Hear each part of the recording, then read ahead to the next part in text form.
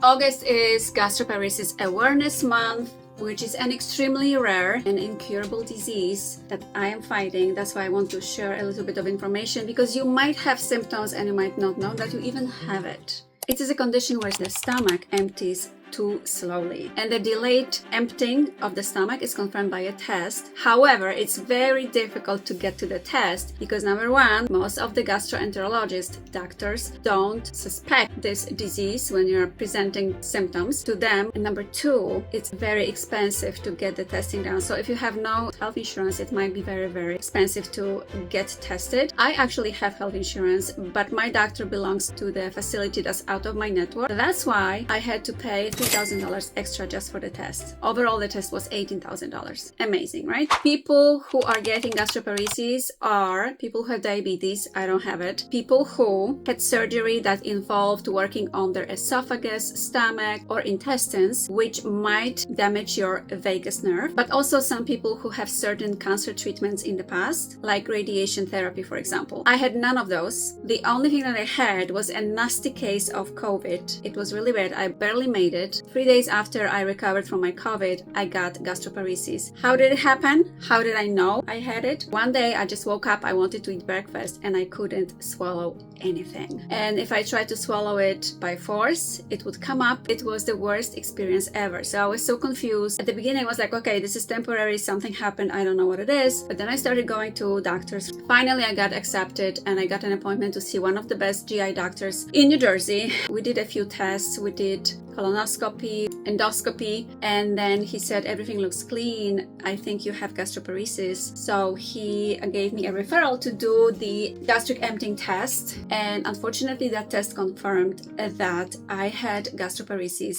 How was it done? You go to the hospital, they give you radioactive food and drink with some radioactive substance. I had an egg sandwich with some radioactive juice, and then they wait for you to digest it over the next 6 to 8 hours. And every half an hour, they take x-ray, but moving pictures, like little videos, 1 minute video front, 1 minute video back. They want to see how fast the food is actually moving through your digestive system. And depending on how fast your stomach digests the food and it gets to your intestines, they say if your gastroparesis is severe or mild. The worst thing with gastroparesis is that it can be dormant, it can be in a remission. Right now my gastroparesis is in remission. So when you're doing this test and you don't have any symptoms, they might tell you that, okay, you don't have gastroparesis. So it's best to do this test when you have severe symptoms. That's what happened to me. After that, my doctor told me that they have to put me on special type of medication. I'm not going to mention what type of medication, but he told me I can be on this medication only for 3 months with the hopes that it's going to help. So I asked him, why are you going to put me on this medication for only 3 months? And then he said, because it's so damaging to other organs. It can cause heart attack, ulcers, a stroke. So I said, okay, listen, I'm going to read about it and I'm going to get back to you on that. So I read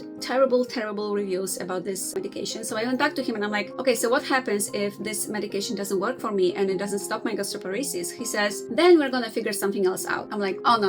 I want you to figure something else now, because I'm not going to ruin my body just to do a prescribed medication, which we don't know if it's going to bring any effects, right? He was very hostile towards me. And he said, if you don't take this medication, you're going to end up on a tube through the nose or special device that you put on your stomach and you get fed through that device. So basically he threatened me, and I still denied taking this medication, and I took matters in my own hands and started searching. And TikTok community was such a great help for me. At the beginning, when I was actually diagnosed 2 years ago, there was not much information I could find here. There is much more information on TikTok about gastroparesis right now. But at that time, I started just researching, Googling, and using TikTok and common sense. So I ordered some natural herbal medication from Switzerland, from Germany, even from Poland. I went to Poland to see a very good GI doctor there. She prescribed some over-the-counter herbal medications. So I started taking those, and my gastroparesis went into remission after a few weeks. Then something happened in my life. My mom got terribly sick. She ended up being in a hospital in a very, very tough condition. So stress caused the onset of the disease again, and my stomach stopped working. When I'm telling you the stomach stops working, you cannot physically eat anything. So when that happens, you have to switch immediately to a liquid diet. So as you can imagine, you lose a lot of weight while having gastroparesis, which is not good. But the main